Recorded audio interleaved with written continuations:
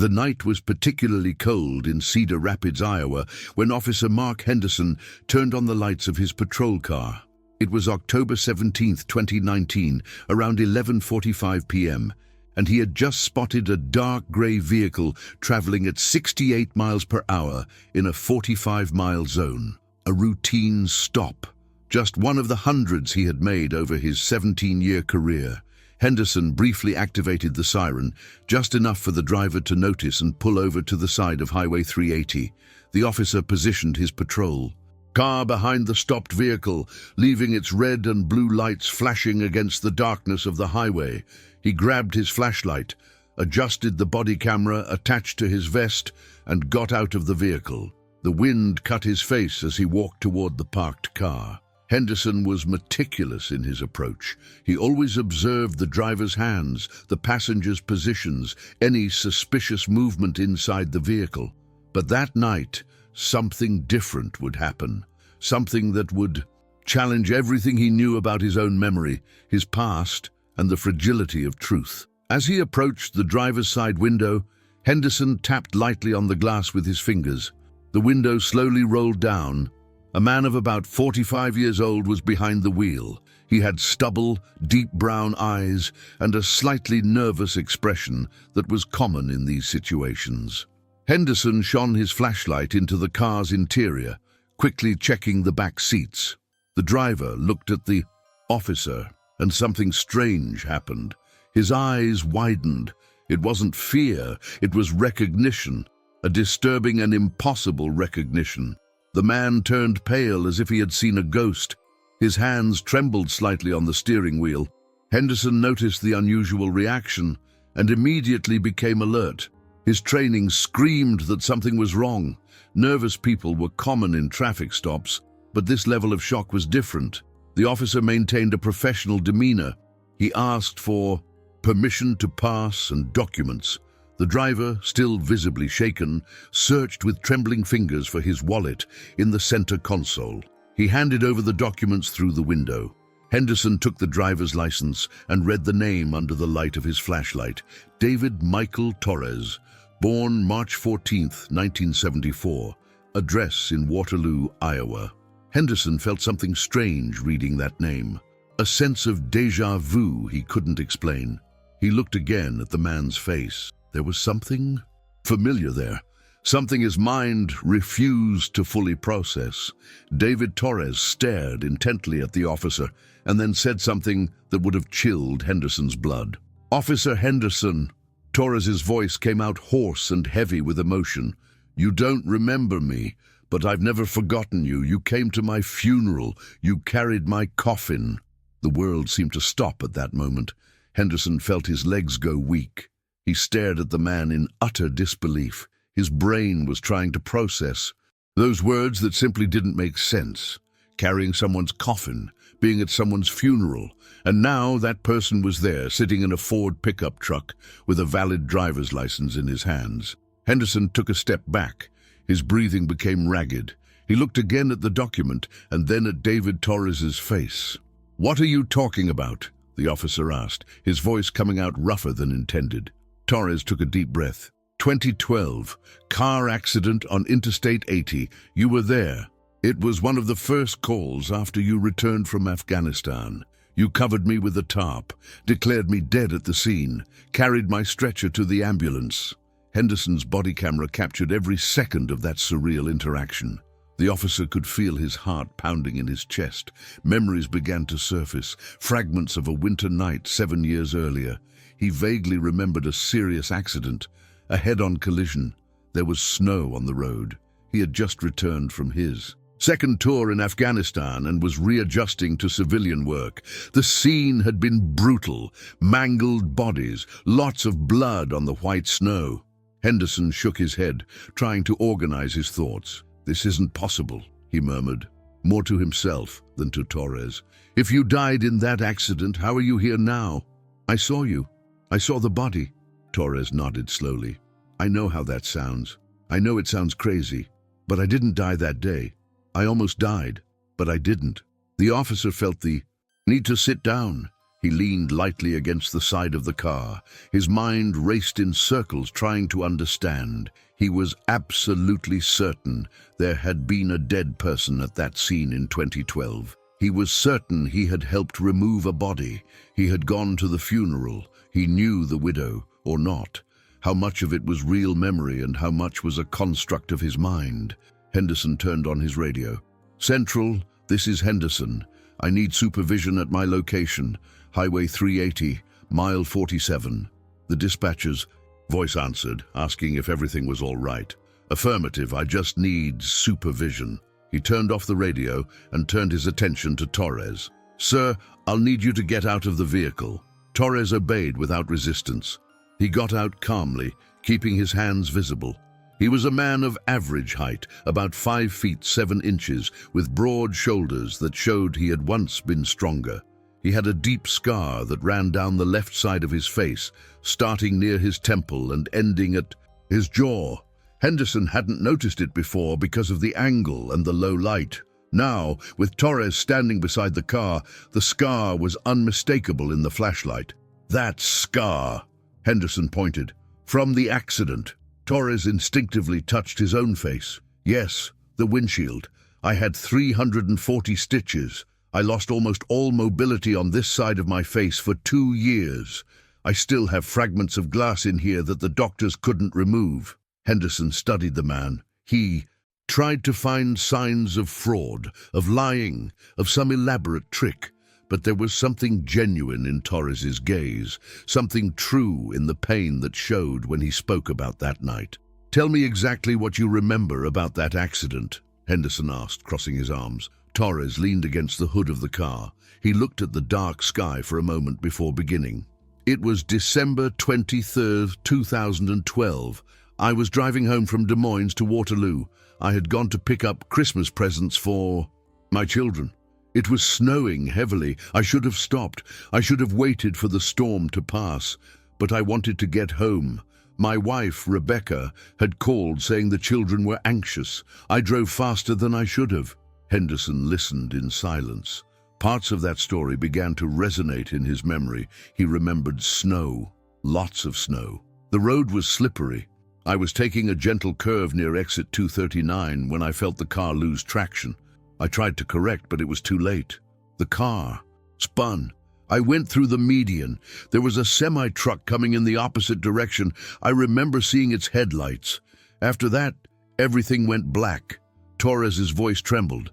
Henderson could see tears welling up in the man's eyes.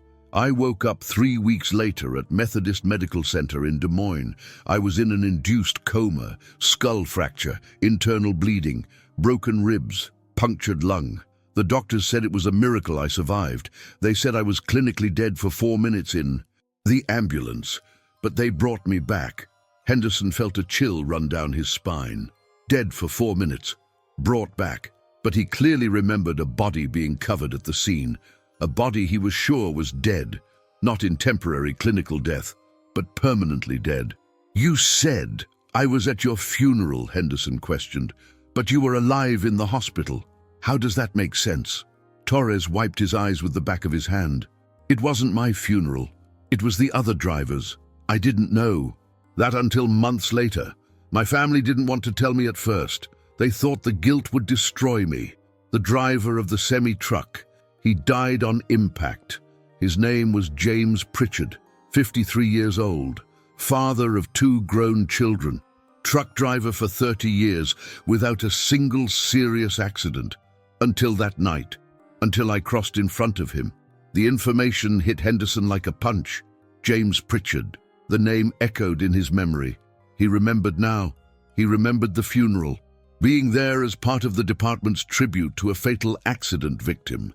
He remembered the widow, a gray-haired woman crying uncontrollably. He remembered helping carry the coffin, but in his memory somehow, that funeral had merged with the accident. It had become the memory of Torres dead. Henderson ran a hand over his face. He felt dizzy. "So, at the accident scene," he began slowly, "there were 2 vehicles. Your car and the truck. The truck driver died instantly, and you were dead. Clinically dead, But you were resuscitated, Torres nodded. That's right. When the paramedics arrived, I had no pulse. I wasn't breathing. They started CPR immediately. They got my heart rhythm back inside the ambulance. But at the scene, for a few minutes, I was technically dead. And you were there. You covered me up thinking it was too late. The pieces were beginning to fall into place in Henderson's mind. But this created a bigger problem. A problem that went beyond confused memories. If he had declared Torres dead at the scene, and that declaration had been documented, then there was an official report somewhere stating that David Torres died on December 23, 2012. A car pulled up behind the patrol car. It was the supervisor, Sergeant Carl Morrison, a man in his 50s, a 25-year veteran of the department. Morrison got out of the car and walked over to where Henderson and Torres were. "Henderson, what's going on here?" Morrison asked, looking from one to the other. Henderson didn't know where to begin. "Sergeant, this situation is complicated. This man, David Torres, claims I was present at the scene of his fatal accident 7 years ago. He claims I declared him dead, but he's obviously alive." Morrison frowned. "I'm confused. You declared him dead, but he's alive. This is some kind of joke." Torres interjected. "It's not a joke, Sergeant. I almost died in an accident in 2012. I was clinically dead for a few minutes, but I was resuscitated. Officer, Henderson was at the scene. I think there was confusion because the driver of the other vehicle actually died. But in the records, it may have been recorded as if I had died as well." Morrison pulled his phone from his pocket. "I'll check that now. What's your full name and date of birth?" Torres provided the information. Morrison made a few calls, first to the department, then to medical records, then to the driver's license system. Each conversation increased his expression of confusion. After 15 minutes of phone calls, Morrison hung up and looked at the two men with an expression Henderson had never seen before. It was fear mixed with utter bewilderment. "Gentlemen," Morrison began, choosing his words carefully, "we have a very serious problem here. Checking our records, there is indeed a fatal accident report from December 23, 2012, involving a David Michael Torres. The report indicates that Torres was pronounced dead at the scene at 9:37 p.m. by Officer Mark Henderson, but there are also medical records of the same David Michael Torres being treated at Methodist Medical Center beginning that same night and continuing for 3 months, and there is a valid driver's license issued to David Torres in 2015. Henderson felt the ground disappear beneath his feet. There were records, official documents stating that he had declared Torres dead.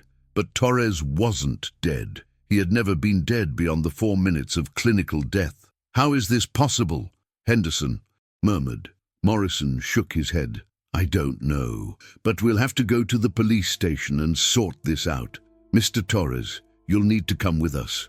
You're not being detained, but we need to document this properly and find out what happened." Torres agreed. "I understand. I'll do whatever is necessary." The 3 men drove to the Central Police Station in Cedar Rapids. The clock showed almost 1 in the morning when they arrived. Morrison woke the lieutenant on duty, Susan Blackwell, and explained the situation. Blackwell, a strict and analytical woman, listened silently. Then she asked to see all the relevant documents. They spent hours that night reviewing reports. Henderson's accident report from December 2012 was there. It described the scene. It mentioned 2 vehicles, a Ford Taurus driven by David Torres and a semi-truck driven by James Pritchard. The report clearly stated that Pritchard died on impact. It also stated that Torres was pronounced dead at the scene after. Resuscitation attempts failed, but there was a problem. The report didn't mention that paramedics managed to revive him in the ambulance. There was no follow-up about Torres surviving. It was as if, in the chaos of the night and the snowstorm, the information that Torres had been resuscitated never reached Henderson, and Henderson, traumatized from his recent return from Afghanistan and dealing with undiagnosed PTSD, had filled out the report based on what he initially saw at the scene. Blackwell found more documents. There was a report from the paramedic team that night. They clearly documented that they got Torres back on his pulse inside the ambulance. They documented his transfer to Methodist Medical Center. They documented that he was in critical condition but alive. These reports, however, were in a different system, the emergency medical system. They hadn't been cross-referenced with the police report. "This is a systemic failure," said Blackwell, taking off his glasses and rubbing his eyes. The police report and the medical reports were never reconciled. Henderson filled out his report based on the information he had at the scene. The department closed the case as a fatality. Nobody followed up to find out that Torres survived. Henderson sat in a chair, his head in his hands. 7 years. For 7 years he had carried the memory of seeing David Torres dead. He had gone to James Pritchard's funeral, but in his traumatized mind, he had merged the two victims into one. He had created a false memory where he had declared Torres dead and then gone to his funeral, when in reality he had gone to the funeral of Pritchard, the truck driver, who actually died. "I ruined that man's life," Henderson finally said, his voice breaking. "If there's an official report saying he died, what documents did he have trouble obtaining? What difficulties did he face?" Torres, who was sitting across the room drinking coffee, raised his head. "Actually, I had a lot of trouble. When I woke up from the coma and started to recover, I tried to renew my documents. My driver's license had expired while I was in the hospital. I went to the DMV and they said there was a deceased entry in the system. It took me months to sort it out. I had to submit a birth certificate, medical records. I even had to go to a judge to legally declare that I was alive." The room fell silent. Henderson looked up at Torres. "I'm so sorry," he said, and there was absolute genuineness in his voice. "I didn't know. I really thought so. I was sure you were dead. I carried that memory with me. It haunted me, especially because I had just returned from the war. To see you die like that, it was one of the worst moments of my career. Except it didn't happen, not the way I remembered it." Torres walked over to Henderson. For a moment, the two men looked at each other. Then Torres extended his hand. Henderson shook it, tears streaming down his face. "You don't have to apologize, Torres," he said. "You did your job that night. You tried to save me. The fact that I'm here today is partly because you got to the scene quickly, because you called the paramedics, because you did everything right. The paperwork got messy, but you didn't do anything wrong." In the following days, the Cedar Rapids Police Department initiated a complete review of its procedures. They discovered that cases like Torres's, although rare, could happen when there were communication failures between different agencies. They implemented new protocols. Now, all reports of fatal accidents had to be verified against hospital records within 48 hours. Henderson underwent psychological evaluation. He was diagnosed with PTSD from his military experience, aggravated by years without treatment. He began therapy. He began to process not only the trauma of war, but also the guilt he carried for all those deaths he thought he had witnessed. The story of Henderson and Torres spread through the local media. Some called it a miracle, others an absurd bureaucratic failure. But for the two men involved, it was something different. It was a moment of healing. Henderson was able to confront his distorted memories. Torres was finally able to close that traumatic chapter of his life. 6 months after that traffic stop, Henderson and Torres met again. This time it wasn't on a dark highway, but in a coffee shop in Cedar Rapids. They drank coffee and talked about their lives. Torres told him about his children, now teenagers, about how the accident had changed his perspective on everything, about how each day was a gift. Henderson talked about his journey in therapy, about learning to separate real memories from the constructs of his traumatized mind, about becoming a better, more aware, more present officer. They became unlikely friends, united by a night that nearly destroyed one and haunted the other, united by the fragility of life and the complexity of human memory. Henderson's body camera from that night on Highway 380 became training material for the department, not as an example of failure, but as a reminder. A reminder that truth is sometimes stranger than fiction, that memories can deceive us, that systems need checks and balances, and that sometimes the dead return, not as ghosts but as survivors, as they are witnesses to their own resilience, and they bring with them the opportunity to correct what was wrong, to heal what was broken, to transform trauma into understanding.